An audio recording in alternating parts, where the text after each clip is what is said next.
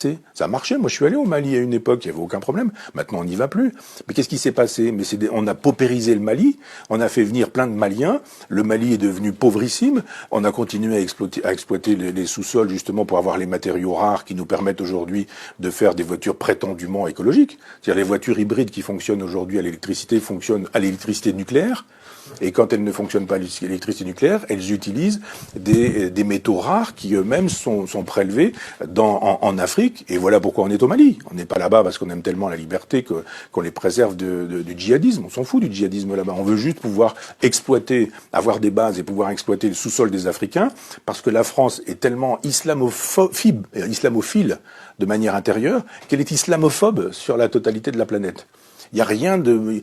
C'est formidable l'islam en France, mais alors dès qu'on peut tabasser des Afghans, dès qu'on peut tabasser des Irakiens, dès qu'on peut tabasser des Libanais, des Libyens, dès qu'on peut tabasser des Palestiniens, dès qu'on peut tabasser des Maliens, alors là, il n'y a aucun problème, on peut y aller. On fait des bombes, on fait des tapis de bombes, et voilà. 5 ou 6 millions de gens sont morts, de musulmans sont morts dans les frappes occidentales. Pour quelle raison? Parce que on vend des armes, complexe militaro-industriel, possibilité pour les gens qui fabriquent des bombes, des avions à réaction, etc., de dire il n'y a pas de problème. Et après on fait quoi? Quand on a fait beaucoup d'argent, on finance les chefs d'État américains qui eux-mêmes financent ces guerres, qui sont des guerres islamophobes. Ces guerres islamophobes génèrent le terrorisme. Le terrorisme, il tombe pas du ciel. Voilà des gens à qui on a dit, vous aviez un pays, vous aviez un chef. Ce chef, c'était Adolf Hitler. On détruit votre pays et en même temps, on installe la terreur au quotidien. Que font ces gens-là? Ils arrivent en Occident, ils ont perdu leur famille, ils ont perdu des membres de leur famille, ils ont perdu leur boulot, leur dignité, leur pouvoir d'achat, leur langue, leur culture, leur tradition, leur nourriture. Ils ont perdu tout ça.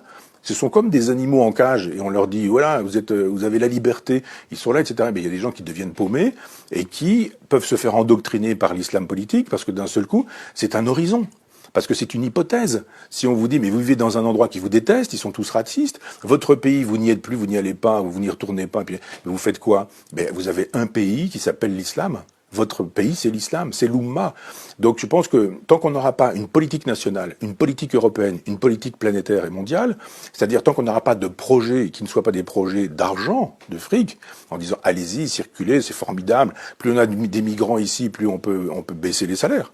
Évidemment, vous avez des gens, ils viennent du Mali, ils n'ont pas de papier, et ils viennent dire, mais moi, si vous voulez, je vous fais la plonge. On leur dit, d'accord, pas de problème, tu me fais la plonge, mais en même temps, pas de papier, pas de truc, je te donne un petit peu d'argent, pas de retraite, pas de sécurité sociale, les sans-papiers trouvent des petits boulots comme ça, et en même temps, quelqu'un qui arrive et qui dit, mais non, mais moi, je veux un salaire, je veux des vacances, je veux une retraite, etc. On dit, mais qu'est-ce que vous imaginez? Donc, si vous ne voulez pas ce boulot-là, il y en a 200 qui attendent, là.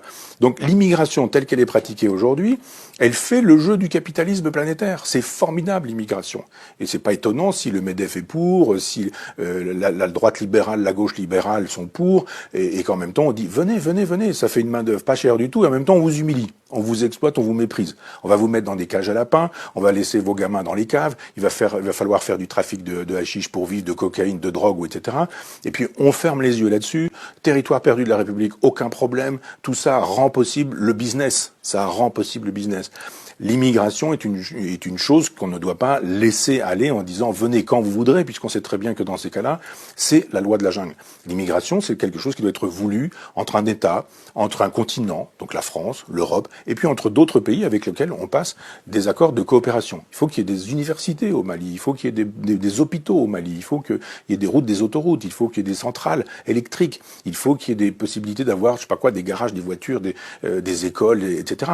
Tant qu'on ne pensera l'immigration qu'en termes de c'est bien l'immigration ou c'est pas bien, vous êtes pour ou vous êtes contre, vous êtes pour, vous êtes formidable, vous êtes contre, vous êtes comme Marine Le Pen, vous êtes un salaud. Non, la question de l'immigration, c'est laquelle, quand, pourquoi, à quoi sert cette immigration aujourd'hui, pourquoi fait-elle le jeu du grand capital, pourquoi est-ce qu'effectivement ça permet de détruire le code du travail, pourquoi ça permet de détruire les salaires, pourquoi ça permet de détruire les retraites, parce qu'on a une main d'œuvre qui est taillable et corvéable à merci, dès lors que quand on parle aujourd'hui de la traite des esclaves, c'est formidable d'aller chercher des poux dans la tête des gens en disant mais il y a une traite des esclaves là en 1492. Ouais, d'accord, très bien.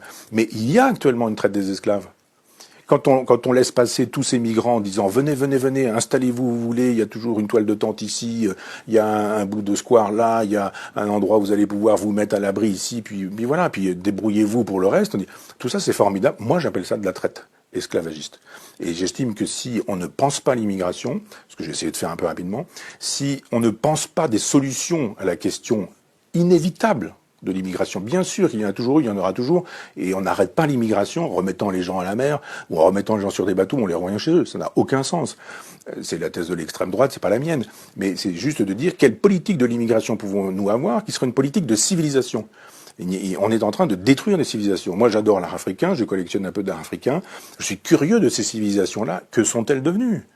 Que sont-elles devenues ? La civilisation, c'est quoi pour ces gens-là ? On a détruit leur peuple, leur langue, leurs coutumes, leur façon de s'habiller. Ils sont tous avec des Nike, des machins, des téléphones portables, etc. On dit, mais c'est ça que vous voulez, un grand marché planétaire ? Avec des gamins qui sont des consuméristes, des gamins pour lesquels l'horizon indépassable, c'est le grand magasin dans lequel on peut acheter, le supermarché dans lequel on peut acheter des choses, des objets, des biens avec lesquels on peut pouvoir frimer, montrer que, etc., etc. Mais quand vous regardez la sagesse africaine, on l'a pillée, on l'a massacrée. C'était une sagesse extraordinaire, une sagesse panthéiste, de rapport à la nature, au temps, aux éléments, à la nuit, au jour, aux étoiles. Moi, j'ai adoré en Mauritanie entendre des conteurs me raconter des choses, alors que on avait l'impression sur le toit d'une maison qu'il suffisait de tendre le bras pour décrocher des étoiles.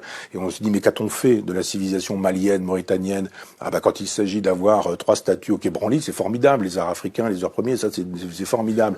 Mais quand il s'agit de dire qu'avez-vous fait de ces civilisations que vous continuez de détruire ? L'immigration sauvage et libérale, comme elle est pratiquée, est un génocide de civilisation. On tue des civilisations. Mais le grand marché planétaire qui veut un gouvernement planétaire et qui ne veut que des individus qui consomment, quelle que soit leur religion et leur couleur de peau, a intérêt à dire traversez la Méditerranée, pas de problème. Venez chez nous, vous allez vider nos poubelles, vous allez utiliser les services sociaux, vous allez vous entasser dans des cages d'immeubles où ça va sentir les urines de chiens, de chats, de pisse, d'humains, même et ce genre de choses. C'est ça qu'on vous propose. Vous allez vivre ici, c'est très bien, vous allez voir, avec des dealers qui font régner la loi. C'est ça qu'on veut. C'est pas l'idée que je me fais de la France, c'est pas l'idée non plus que je me fais de l'hospitalité.